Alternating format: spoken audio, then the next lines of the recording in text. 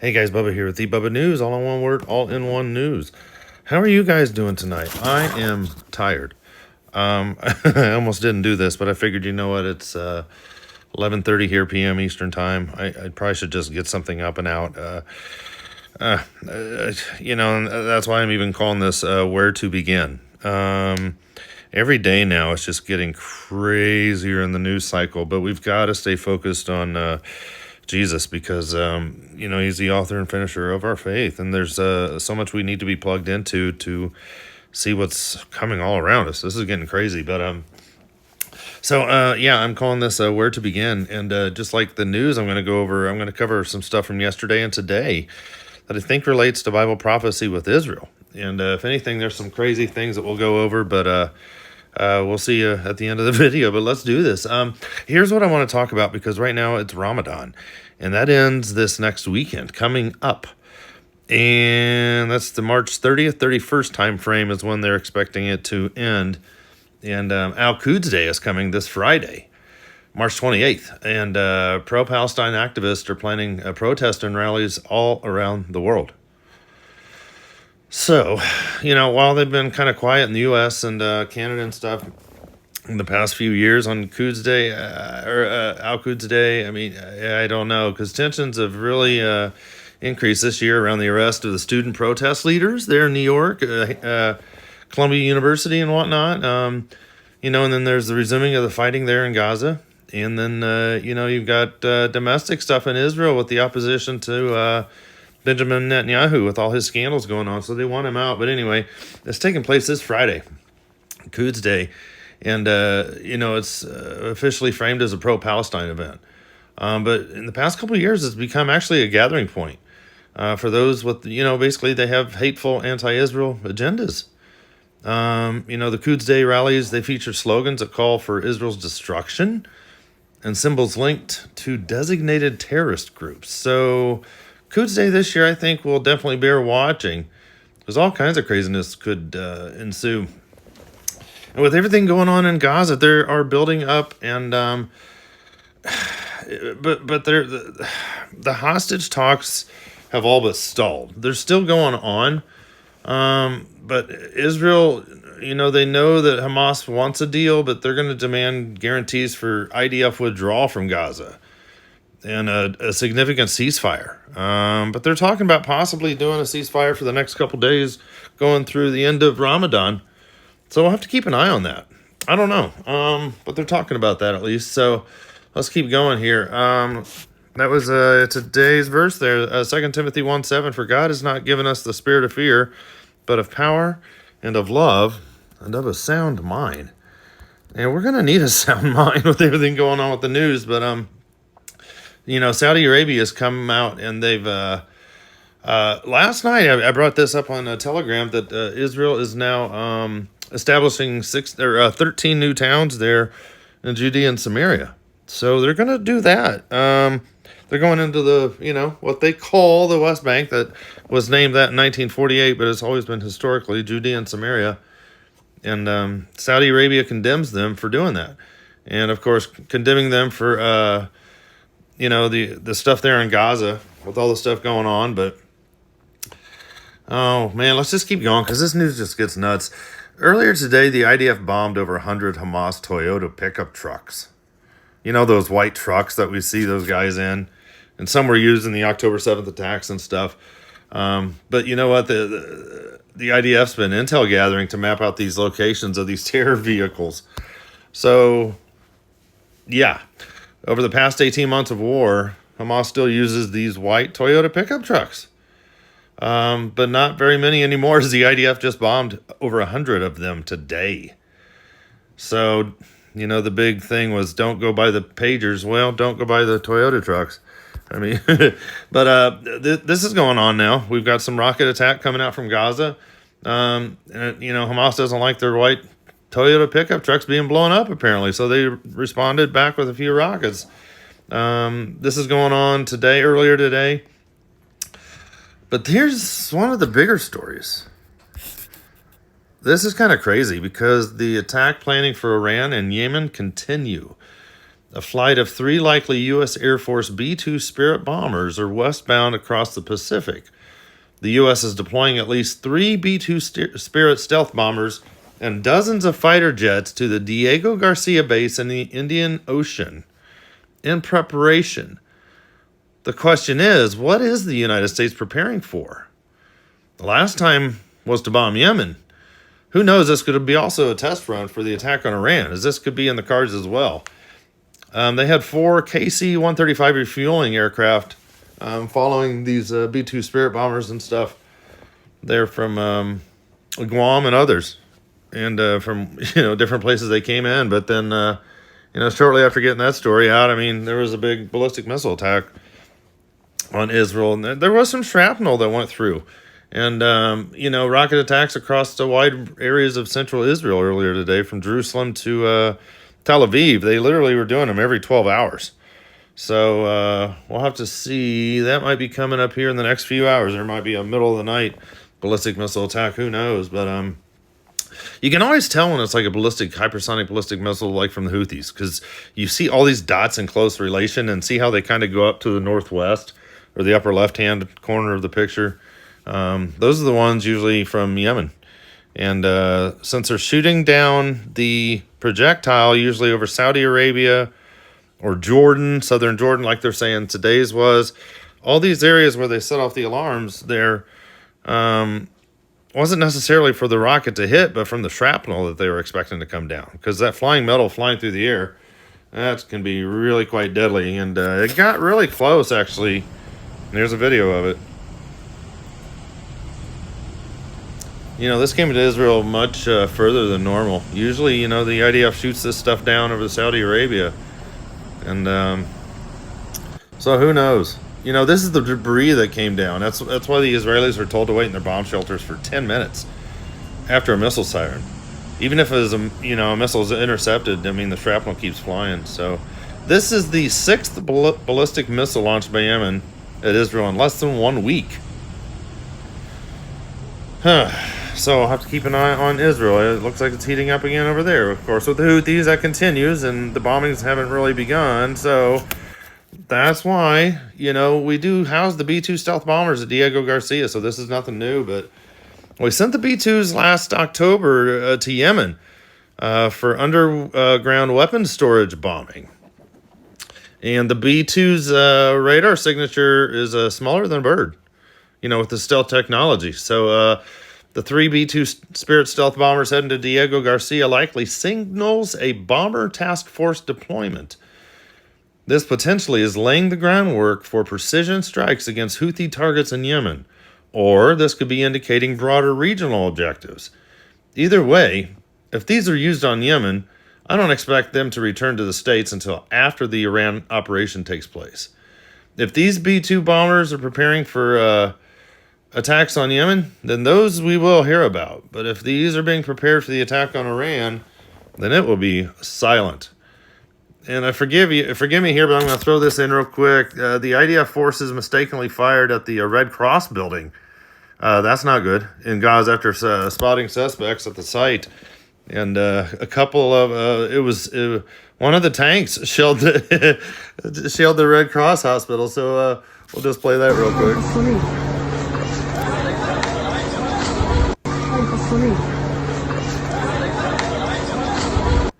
Yeah, that's not good. So, but they were launching rockets, but that kept going. But then now the IDF is saying, you guys here in the red and the far right hand side, an evacuation order was issued for everyone in there to get out. Called it a final warning ahead of an imminent strike. I said, when Israel is done with Hamas, there will be nothing left standing except for the hospitals. And even those are being targeted in the past 24 hours as the terrorists try to hide and use other Gaza civilians as human shields. Now, this next story, guys, is nuts. Trump was compared to the great Roman Emperor Constantine the Great at the Greek Independence Day celebration. The speech and accolades to Trump was given by the first Turkish citizen to be chosen as the Archbishop of America. And Trump was given a cross that represents Constantine. This is this archbishop dude, this Greek guy. Oh, yeah. He said, through your leadership, you embody the values of our Christian faith and love for the gospel. Talking to Trump. Yeah, right. You remind me of the great Roman Emperor, Constantine the Great. Oh, boy, here we go. You remind me of the great Roman Emperor, Constantine the Great.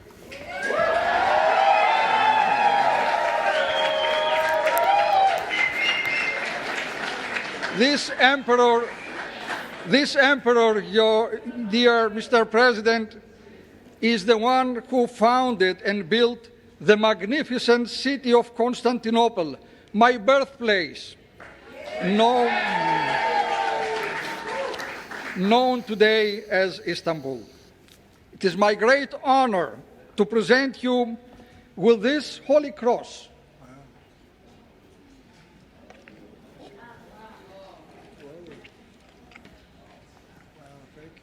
This cross is the very symbol that led this great Roman Emperor Constantine to victory. As Christ revealed to him in a vision, he said, "En tuto nica," told the emperor, means go with this and be victorious, Mr. President. This cross is an everlasting symbol of peace and an invincible trophy, a sign of divine strength and guidance. With this cross, I pray you bring peace to the world and make America invincible. Make America invincible. Oh, my goodness. Yeah, you might want to listen to that again. That's kind of crazy town. Oh, man. Oh, I posted this a little bit ago, or we'll talk about it, but doesn't it feel like we're living in a real-life satire right now? Ay. Let's keep going. Yeah, is there a ceasefire coming this weekend? We'll see. But according to some Arab sources, Egypt has set a time frame for the release of all hostages and is working to free 5 hostages before the end of this week. But, according to these Arab sources, it's also asking Israel for a ceasefire during the Eid al-Fitr days. And this is the end of Passover that comes right after Al-Quds Day. A ceasefire during the end of Ramadan. Eid al-Fitr in 2025 is expected to be celebrated on March 30th or the 31st, depending on the sighting of the moon to end out Ramadan. This is a big day for them. This is a big, huge holiday of celebrations and stuff, and people all over the Arab world travel. It's really wild. But yeah, there's a huge celebration across the entire Islamic world for this holiday, and that's on Sunday night into Monday, I believe. However, the Israeli offer for control and aid distribution has been rejected. Egypt is expressing anger at Israel's delay in negotiations. Israel's not really delaying the stuff I'm seeing, but it is what it is. This was kind of big earlier. Scott Turner there, of HUD. The Secretary of HUD, Scott Turner, terminated taxpayer-funded housing for illegal aliens. And this one next is kind of neat because I'm going to ask you guys if you've ever seen these in the night sky. These are really cool. This evening, a bunch of images have come out from Europe noting the deorbit of the Falcon 9 second stage in place and with these weird-looking spirals.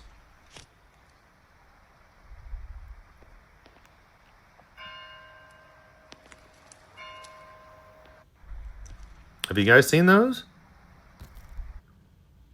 They're pretty wild.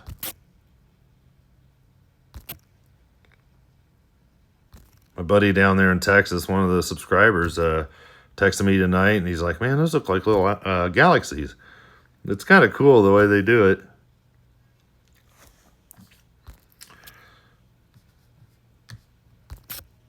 Oh, I put this up. This one's really neat, guys. Check this out. It's a time lapse of the glowing spiral that appeared in the sky over the UK and Europe. Isn't that wild? All right, now let's get to some crazy stories. Here we go. Did you guys hear about this? The Trump administration. Every day it does. It feels more and more like we're living in some wild satire. A war. Let's just do this article. Check this out. American war planning usually takes place in highly secure facilities, but the Trump administration planned its strikes on the Houthis using a secure group chat called Signal that you and I can download right now from the App Store. I have the Signal app. You guys can find me on there. And accidentally included the Atlantic's editor-in-chief, Jeffrey Goldberg. How convenient. The Atlantic, the old newspaper, the media outlet. So this guy ran with the article. The Trump administration accidentally texted me its war plans. U.S. national security leaders included me in a group chat about upcoming military strikes in Yemen. I don't think it could be real. Then the bombs started falling, Jeffrey Goldberg said. I said, this happened for a reason, and I'm not sure why yet. But this is making the news for some reason. Next one is I'm talking about Damascus. Check this out. For the past week, basically, what happened with the internet. This is huge because I said, make no mistake, Israel's getting ready to attack Damascus, Syria in a big way. These are indications of what's to come. Israeli warplanes flew over the Syrian capital of Damascus. Simultaneously, when the airplanes flew over, widespread internet outages occurred in Syria. They took the internet available down to 0%. Not just Damascus, but in Syria. They shut down the internet. Next will be an electronic outage of all air defense and control systems. Syria really doesn't have that many air defense systems to worry about.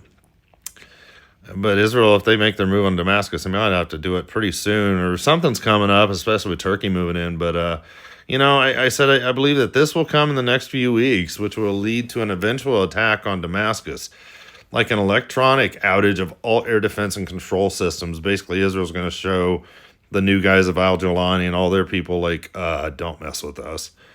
But I said, something big could, it's going to happen. And Israel's going to be forced to take action in Syria on Damascus and on her strong cities of Hamath and Arpad. This is the Hama area in the Aleppo area. Check out Jeremiah 49 verses 23 to 24. Concerning Damascus, Hamath and Arpad are put to shame. Hama, and Aleppo. For they have heard bad news. They are disheartened. There is anxiety by the sea.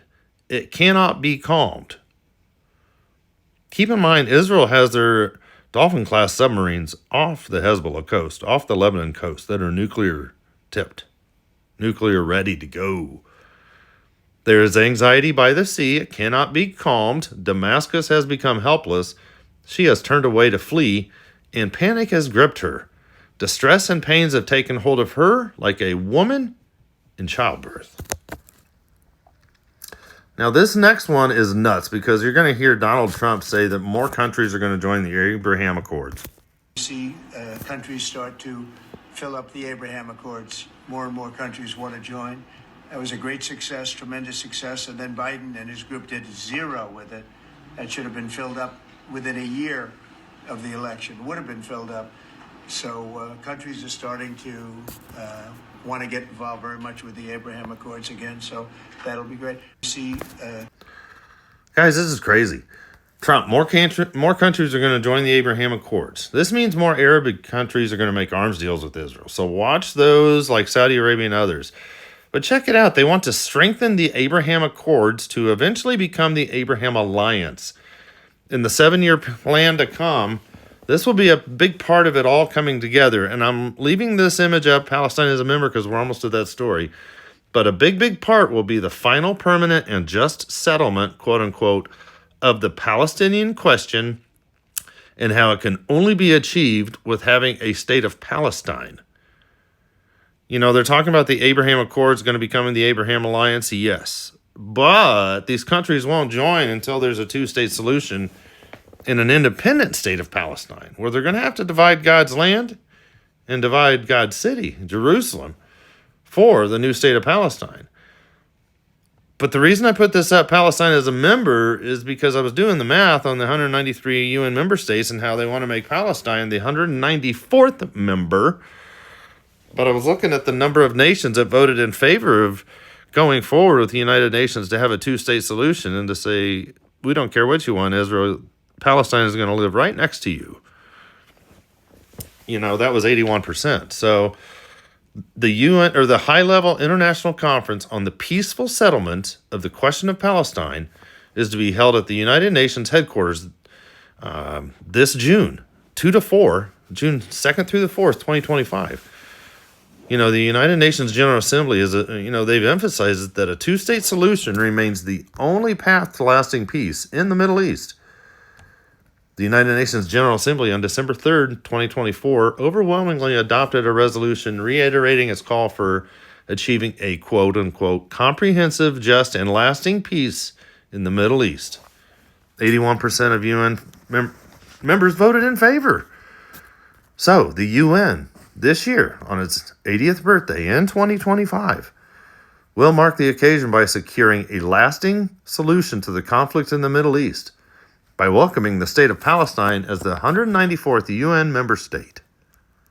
Check that out. They're going to do it, guys. The upcoming UN conference on Palestine will be a turning point, a decisive, irreversible path towards peace in the Middle East. We read Daniel 9:27. What's coming? 7 years. This is why we get a 7-year tribulation. The Trump administration would greatly serve America's interest and the world's by championing the two-state solution and a comprehensive Middle East peace deal at the gathering in New York City in June. Guys, it's getting crazy. Where to begin? Guys, we've got to stay plugged into the Word of God. But guys, this is crazy. I don't know about you guys, but this is really starting to get nuts. Oh, man. Seriously, if we just sit back and just think for a second, this is nuts. And we're just getting started.